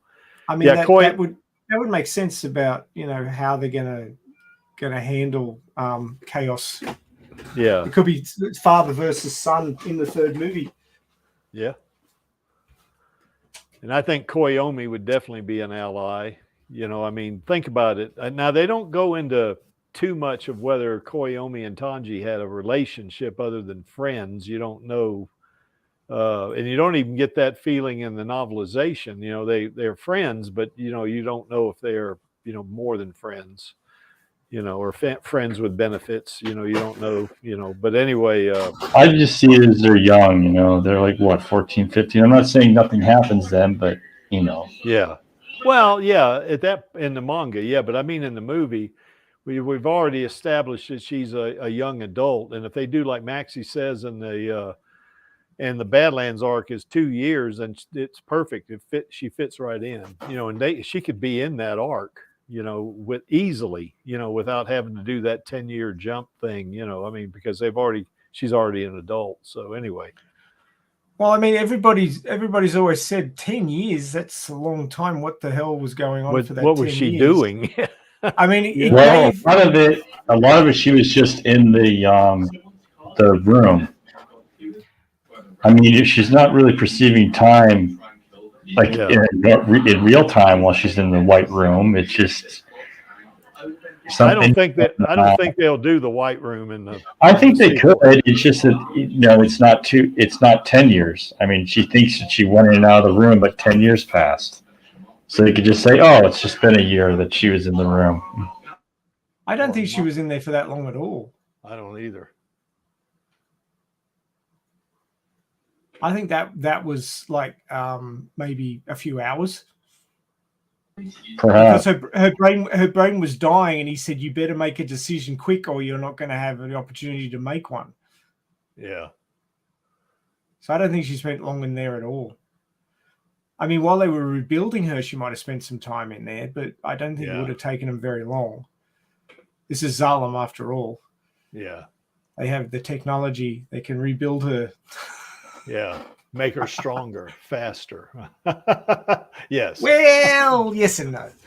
And not make her look hokey running slow motion like they did. Yeah. So and not have that silly sound effect. Yeah, exactly. But anyway, Koyomi, you know, both Alita and Koyomi lost what could be Koyomi's second significant other, who knows, and certainly Alita's. So they got something in common there, don't they? A little bit. So yeah, well, she was involved with Hugo's gang. Yeah, ripping people apart. So she wasn't exactly that nice. Nah. McTeague. I think she might already be not so happy with Alita. Well, she might say, well, the reason why Tanji got killed was because of Alita. She could have that concept, I guess, going around. But oh, for sure. I mean, Alita feels guilty. So if Koyomi says anything about it, Alita's like gonna fall down that hole. She's gonna be like, "You're right. It was me. It's not my fault." Yeah, I think they would come to terms with it. So anyway, but yeah, I think Koyomi definitely would be an ally. I think McTeague would too. I mean, for one reason, you know, that little dog came in the bar with her. I think right at that point, and that little dog jumps up on, up on McTeague's lap. At that point, I think he and Alita had already established a bond of some sort, at least initially, an initial connection, because you remember he did go down in the underworld with Hugo and Ito, to save Alita, so he didn't have to do that. And I think that whole thing he said about Gruishka, he wasn't a dog lover, and I just hate that. I think he saw that, Alita really loved dogs too, and I think that kind of made that initial connection with him. And I think also with the Zerkerpan arc, where I guess Zapan kills Sarah. I don't know how they do that in the movie. I guess they could say that Sarah is McTeague's daughter, and I think at that point, they could team up or something like that, at least I think Zerkerpan kills Murdoch, but I mean, they would fight at least together. And then of course, Alita kills Zapan, so anyway. And I guess Screwhead, in my opinion, I think Screwhead would also be Alita's ally. And we talked about that interview too, is that it'd be, I think Elle said that it'd be kind of cool, if, or she didn't say cool, she said fantastic, if they became badass buddies, and he, because, at that point, Screwhead realizes that, she's kind of been played and she's not, I mean, she really, like she said, didn't really have anything against Alita to begin with. And now that all this bullshit, everybody's against her, and it just pisses her off. And she just said, okay, I'm on your side, Alita, because this is bullshit what these guys are doing, And I think she would be, I could see a really, big friendship between the two of them, despite the fact that Screwhead was trying to kill her in the first movie. But I guess that's the way things go in Iron City, isn't it? Well, I mean, Alita would have found out eventually that there was a bounty on her during that race. Yeah. And being that she's accepted the role of bounty hunter, she knows that if there's a bounty, you take the person down. It's not about personal feelings. It's about making that bank. So it's just business. Yeah, exactly. I mean, it's like, this is just the old Star Wars novels, but in a later one, like Fett meets Han Solo, and it's like, I don't need to hunt you anymore. That was just business. It was a funny part in the novel. I'm just saying. Yep. Well, you don't have a bounty now, so I don't really care. Of course, Han Solo may feel different. Yes. Well, of course, he doesn't survive, but I mean, maybe they make him a total replacement cyborg. Well, no, I don't know. But from what I remember, Book of Boba Fett was like what? Oh, that's like 7 years after the Return of the Jedi, I think. Something like that, yeah. Oh no, Return of the Jedi. No, that was. I mean, in the chronology, it's not that long. Oh, chronology, yeah. The way they, yeah, that's right, yeah.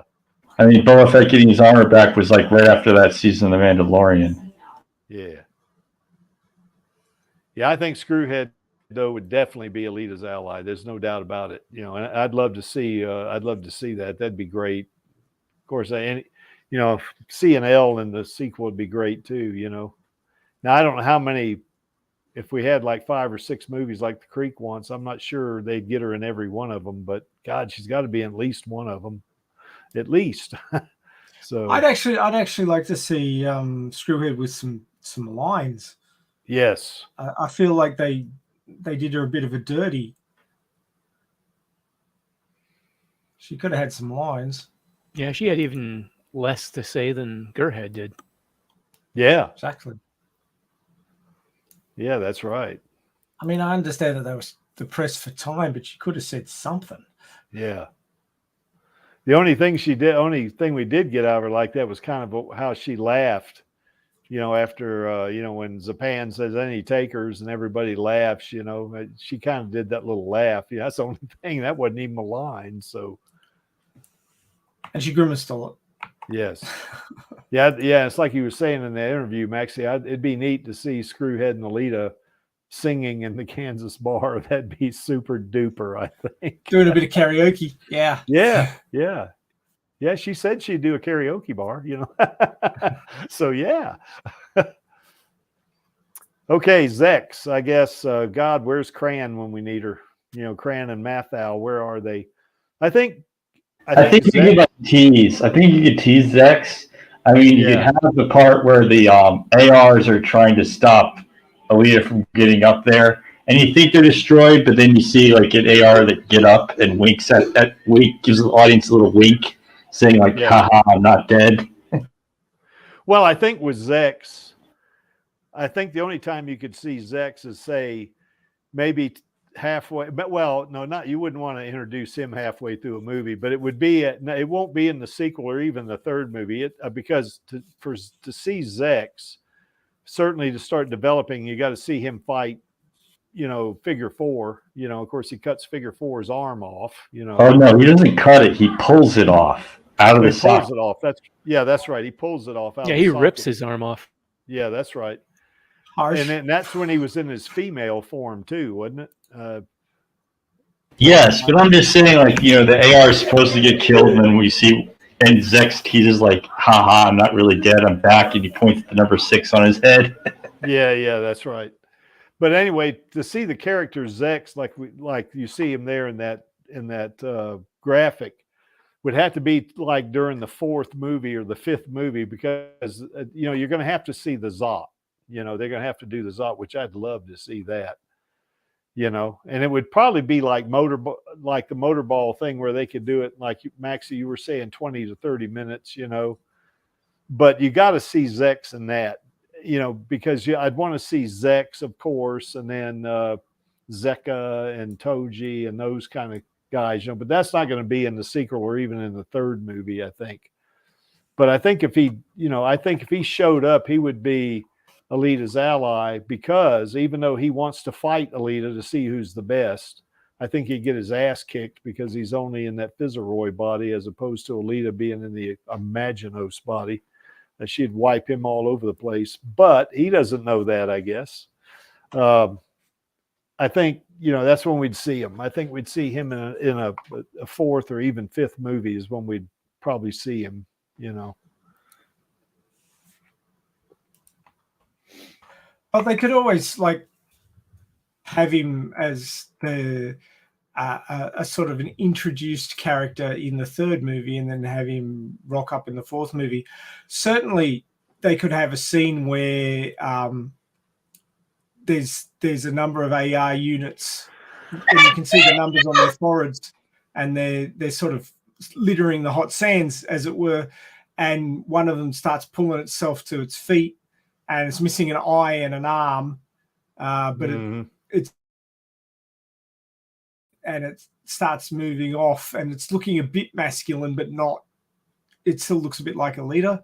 So, you know, you could show the progression, and then in the 1st movie of the next trilogy, quadrilogy, whatever you want to call it, for Last Order, you could then have the fully realized Zex rock up and challenge Alita in the cinema. Well, you see the Freak wants 6 movies though, so I think we'd probably see him in the 5th one. So maybe I think there's a lot of sort of fluffiness in the Badlands arc that they could trim down, and certainly finishing a movie with the baby bomb would be like, what the fuck. I think that the movie audiences wouldn't appreciate that all that much. Well, if they did that though, if they did the baby bomb thing, say maybe at the end of the 2nd movie, they better have a 3rd movie. Because they wouldn't baby bomb her at the end of the 2nd, because that would be way too shoehorny. That would be at the end of the 3rd movie. Okay, so if whatever movie they did the baby bomb thing on her, they better do another movie after that. They better do it. So I mean, the big fight to finish up the 1st movie was against Grishka, which was not really a fight at all. It was just a bisection, because she was so much more powerful than him at that stage. Yeah, I think it was more of a flex. Yeah, it was definitely. Yeah, I appreciate your nomenclature there, Lee. I will run with that one. So Alita flexes and bisects the dude. He had to split. And I'm surprised she didn't yawn after cutting him in half. She posed. Yeah, she did. Yeah. It's that was sort of the big fight at the end. And the big fight at the end of the second one would have to be against Zerkapan. Yeah. And then the big fight at the end of the third one would be possibly against Eli or it's a little bit fuzzy because the whole Badlands arc doesn't run in that sort of movie-esque. No, it doesn't. It doesn't. Although it kind of pays homage to movies, like the way Den's climbing up and they're shooting at him with helicopters. It's kind of, I think it's an homage to King Kong and how Kong dies. It is. I mean, they've got to squeeze all the Den stuff in there as well, because that's a whole nother, it's almost a side story in that Alita herself doesn't have much to do with that after the first, the fight in the wedding dress. Yeah. Which they better fucking do because I want to see that. They could be more like Ouroboros program, like fighting, because in the video game you have at the end when you finally when you see Chaos appear to die, that's when you get the boss battle, where you have like a virtual Den, and he's fighting you as the end boss of the Ouroboros. I know one thing. Whatever movies X shows up in, I think Cran and Rotten will probably see it 1,000 times. So they will hold they will both have the new records. Probably. Yeah. So anyway, anybody else? Or how about the whole? I don't think the whole Dr. Manhattan imitation thing would work in the movie. No, I don't think so either. I think they could do like an Imaginos body type thing, but it wouldn't be like in the Last Order. It'd just be maybe a step up from the Berserker body, They could do something like that, but yeah, you're right. Well, I mean, to explain why Zalm's defenses blew up, that'd be tough. Yeah. Yeah, at the end of whatever movie, at the end of the whole thing, the story's told, probably Zalm should still be up there. You know what I'm saying? Just keep the audience hanging a little bit, I guess. So, I know one person I don't have up here and didn't have on the previous slide was Gerhard. Definitely she's going to be an ally, Now she's not going to be a combatant, or she's not going to be a direct supporter like some of them would be, but certainly she's, Ito's assistant. So she's going to be, whatever Ito wants her to do, she's going to do it. Plus I think in an interview, she said she kind of was like Alita's mother figure or something like that. So, but anyway, that's the only person I accidentally left off there is Gerhard. So. Okay, I got a little briefer here on enemies because I figured I'd be running long if I put 2 or 3 slides up there on enemies. Certainly, Erica is going to be an enemy. Now in the series, if they did like a Mars Chronicle series, and Alita is a little girl, then of course Erica wouldn't be an enemy. She'd be like her, like in the Mars Chronicle. They're just 2 little kids, trying to survive, on Mars. But I think, her as a, necro soldier, or even before that, when Alita kills her, I don't know when they'd work that in, but she would definitely be an enemy, I think, in the kind of like a subsequent movie, Frau X. Yes, exactly. And I think, now, what kind of body? I don't remember what kind of body she had, because she's a total replacement cyborg too, isn't she? From what I remember. Yes, all the Künstlers are. Yeah. Now, would that mean? I guess she has a berserker body. I guess, doesn't she? Well, I don't know. Or they may have different models of them, or they might have different. You know, it's kind of like military. They don't have just one plane. They got several different planes, you know, the Air Force, you know. Some are fighters, some are bombers, some are transport planes, stuff like that, you know. So but she's definitely got a combatant body of some sort. And I think definitely she would, you know, it'd be neat to see. I don't know where they would get her worked in, because that would have to be even after the Badlands arc, probably, you know, even beyond that, you know. I think, well, I don't know how maybe we'll get 8 movies, Maxie. Easily. Yeah. Yeah. With as much material, they could do 8 movies. They could do it like they did Star Wars, you know. Well, you know, we just got to get a roll on. We just got to make sure the second one hits it out of the park, and then it'll just, you know, it'll just tumble on down. Well, we need to, you know, as the Alita Army, we need to, when that does happen, when we finally get that greenlit announcement, we ought to do everything in our power to promote that thing. And I know we will. I mean, that's kind of a no-brainer for us, I guess. But everybody thinks the sequel announcement will be like, the job's done. No, it's not even. It's just beginning. That's right. Then you gotta push it. The green light is like in baseball. It's the end of the first innings. We got like what is it? 7 more to go.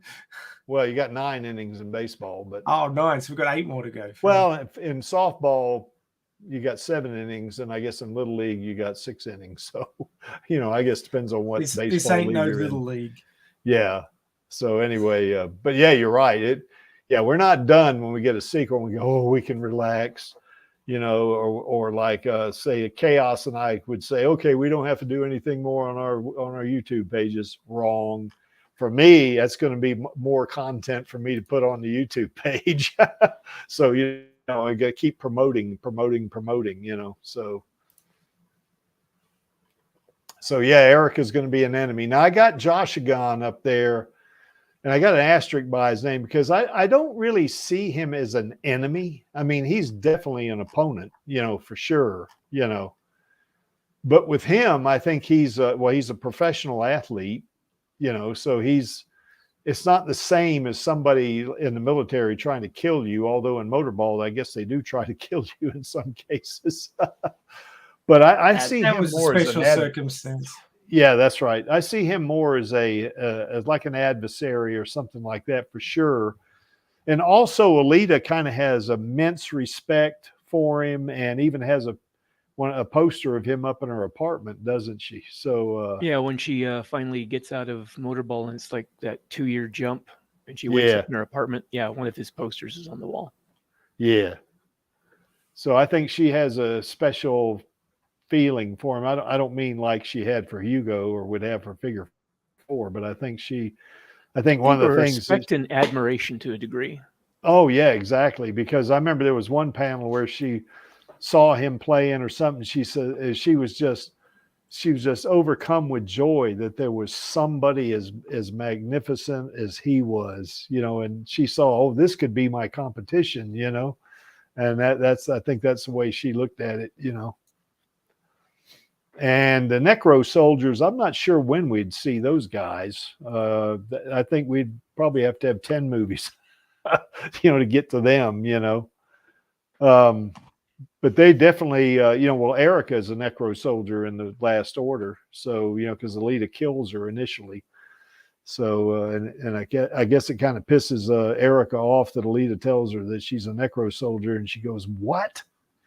You know. That was the big reveal. Like, hey, Chicky babe, you're dead. It's like, what? Yeah. And then, of course, Alita wants to save her, doesn't she? Of course. I think she's beyond being saved, though, because she is dead. And if they disconnect her, then she's going to drop, you know, just like she's dead, you know. So that's going to be a difficult thing, I think. Well, Alita was dead for a while. Was she actually dead? Yeah, I guess she wasn't she? She had her brain splattered all over a mountainside. Yeah, that's right. I guess so, yeah. I guess the technology could bring them back, I guess. So maybe she could be brought back, I guess. Yeah. And then, of course, there's Nova. Yeah, we know Nova is going to be an enemy for sure. And he would probably, I'd like to see him throughout the entire, trilogy, quadrilogy, quintilogy, whatever. He'd undoubtedly be throughout numerous movies. Yeah, because he is biologically immortal. So, I mean, he's going to be around, and he's as old, if not older than Alita, isn't he? I mean, because he was around during the fall. And he's not as old as Karula, is he? No.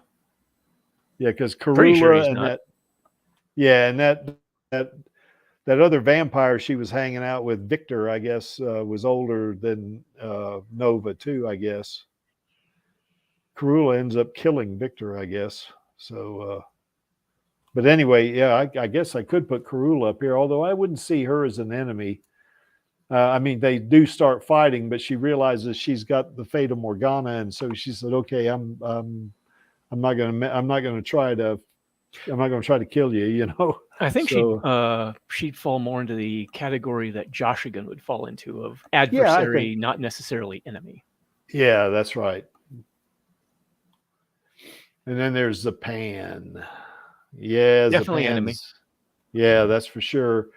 I mean, she kind of belittled him in front of all those hunter warriors, which certainly what didn't sit well with him.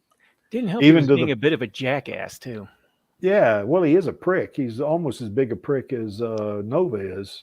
But anyway, he's, I guess he's got it so bad for Alita that when he sees her on the TV, I guess, or the big screen, he sees her playing motorball. It just kind of screws his mind over so bad that he accidentally kills Sarah thinking she's Alita. Well, I think it's because of what happened, his mind sort of breaks as it was. And the advertisement he saw on the screen just sort of set off the damage he had. PTSD. Yeah. Basically. Yeah. But seeing him turn into a monster would be kind of cool, wouldn't it? Have Ed Skrein come back as Zapan, and somehow he gets a berserker body, if not the original berserker body. Because I think in a sequel where Alita fights Zapan, my opinion, what they would do is Alita would get put back in the berserker body to fight Zapan, and he's got another berserker body. That's kind of the way I would see it. I don't know. What do you think, Maxie? It's got to be shit uphill. If Alita's got the same body as he does, it's too easy. I think she's got to lose the berserker body, and then he's got it, so that there's this like, you bastard, you've got my body, and I'm going to take you down kind of deal. No, not necessarily. I mean, Gelda was up on the tube with Alita. And if Gelda's body, I think you, in fact, Maxie, pointed this out some time ago, that if her body was captured by Zalem, Nova might have experimented on it and created something completely new. Yeah. It's a possibility. I mean, you never know where these movie writers are going to go. They have a habit of doing things you don't expect, which is good because, a frame by frame. She might lose the berserker and ends up with Zapan, or Zapan gets something from Nova that's an amped up berserker of some sort. Yeah, and where it looks like before the fight, where it looks like Zapan is superior to Alita, and she's up against it, even though she's in the berserker body. That's probably the way they'd have to play it if they both have berserker bodies. And if his is amped up to a high enough degree, it would end up like in the manga, where she has to basically cut her own body apart to escape being crushed by some debris in order to be able to continue fighting him and get that shot off. Yeah, that's going to be one of those moments for the crowd. That's going to be great. It's going to be like the "Fuck Your Mercy" scene for the Creek. For me, I mean, to see her do something like that and then take him out, and she could have some one-liner like, who knows, what she might say to him, and then make it as impactful as "fuck your mercy" line. Man, I tell you what, that'd be great. That'd be a super catchphrase.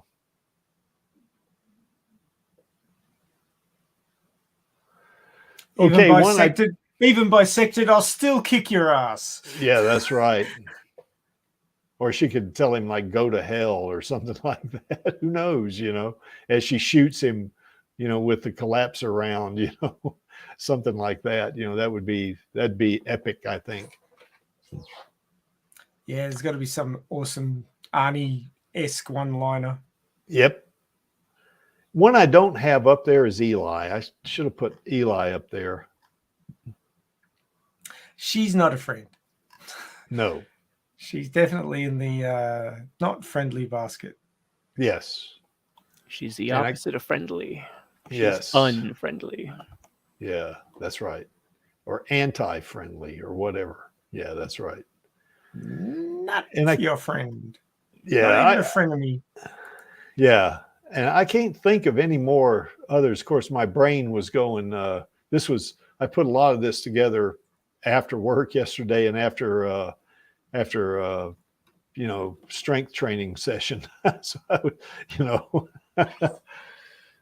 doing some of these things, I spend late nights, putting together videos and stuff. So, anyway, is there another enemy that you can think of? I guess Embody, Aga Embody would be one. Possibly, but I think somebody was also pointing out with the way they've rewritten the movie, this current version of Nova could be a combination of Nova and Embody, because he's got that telepresence ability to take over people the way Embody had the ability to hack a cyborg's body and take it over. Possibly. Yeah. So he could end up moving up to being the sort of replacement for Embody. Yeah, because if they do Aga Embody, then that's another character they got to develop. But if they kind of substitute Nova for him, yeah, that saves a lot of time with that. That saves them a lot of time. Yeah.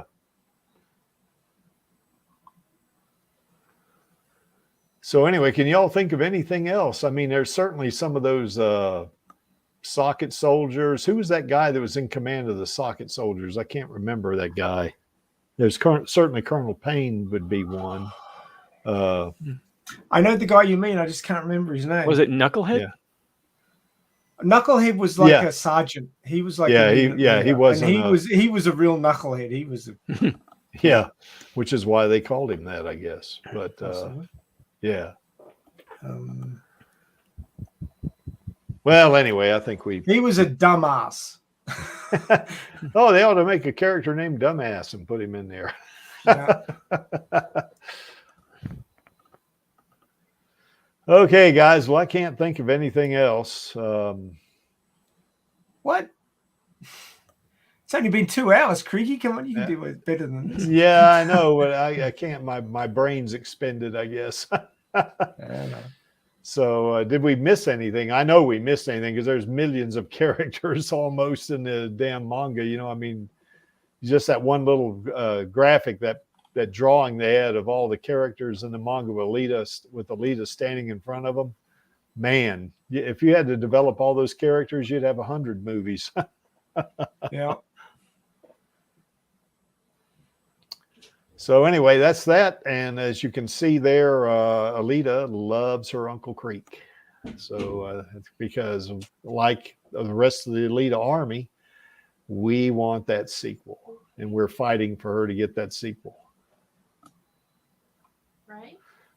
And then there's our queen right there, Rosa. Rosa was Alita. I saw another actress that looks a lot like Rosa, and that was Audrey Plaza. She looks a lot like Rosa, doesn't she? I mean, they're obviously they do two different kinds of acting, but anyway.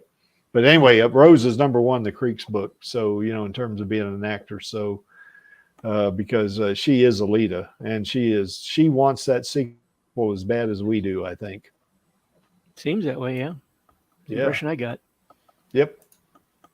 And at that WonderCon conference, she actually that one video that we saw that I actually played on this stream one time, and I think we played it on the Radio Chaos stream. David Alexandra has a good.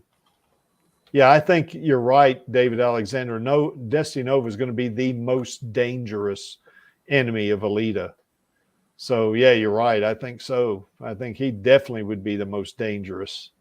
And he's probably going to last throughout the entire series, all the sequels and all that stuff. So, yeah, he's going to be the baddest of the bad, I think. Okay, Maxie, you want to talk about this tomorrow? Oh yeah, well, new month, new manga. Yeah.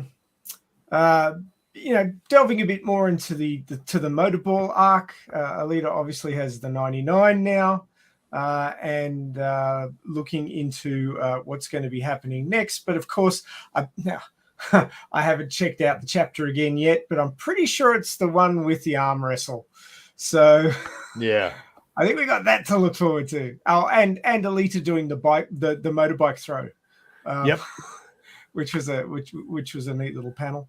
But lots of fun. I've just found out that Avon's going to be joining us as a guest. Nice. So we'll have him on. So join us roughly the same time tomorrow. Well, I can't, like 3 hours before right now, but. Roughly the same time tomorrow, we will be going over Gumu Volume 3, Chapter 4, The Skull Race 2, Race 4, To Kill or To Win. The names are so long. I know. That's why I had to chop some of it out on the title, because you only allowed 100 characters. Yeah. So, I mean, you could probably just leave the last bit out. Well, I left manga time off because that wasn't as part of the, Yeah, that's fine. Yeah, that's right. Yeah. So People anyway, the Creek. Still look it up. Yeah, I'm gonna be the stream manager tomorrow. So if you can shoot me that, this is Creaky's placeholder right here. So shoot me the real thumbnail when you get time there, Maxie. Yeah, I'll probably do it in the next hour. Cross fingers. Okay, cool. Okay, so that's pretty much that, I guess. And I guess the question is why is this image here? And that image is there because I like it and I'm running the stream. And to paraphrase Gwishka, I am only here for our girl and the Alita Army. And all of us in the Alita Army are only here for our girl. Yep. So anyway, any last thoughts, Lee, Chaos, or Maxie? I'm looking forward to hearing what you have to say about my story. Oh yes, I just started reading it. I was, here's the thing. I'm probably going to get through all your story, although you got a lot more chapters than Maxie's fanfic. But you're still adding to it, right, Lee? I'm working on chapter 25 right now. Yeah, you'll probably finish chapter 25 before I get through chapter 24. But hopefully, if you keep working on it, I'll do you like I did Maxie. Lee, where's chapter 37? Well, I'm also really hoping it'll be an entertaining read for you too. Okay, I've just started it, and I'm looking forward to finishing it up, which will be a long time since there's 24 chapters. But it's going to be cool, I think. I'm hoping. And so. I like the fact you got it coming from another point of view. That guy, Jason, what's his name now? Jason Deshane. Deshane, that's right. Air Force veteran born in 1970 who gets catapulted forward several hundred years and ends up in a world that he's struggling to survive in. Hey, maybe I'll get to meet him. Maybe. Yeah. Chaos, any last thoughts? He may have stepped away. Yeah, it could be. Yeah. Maxie, any last thoughts? Well, I can't wait for the new movie to drop so that we can find out if you're right.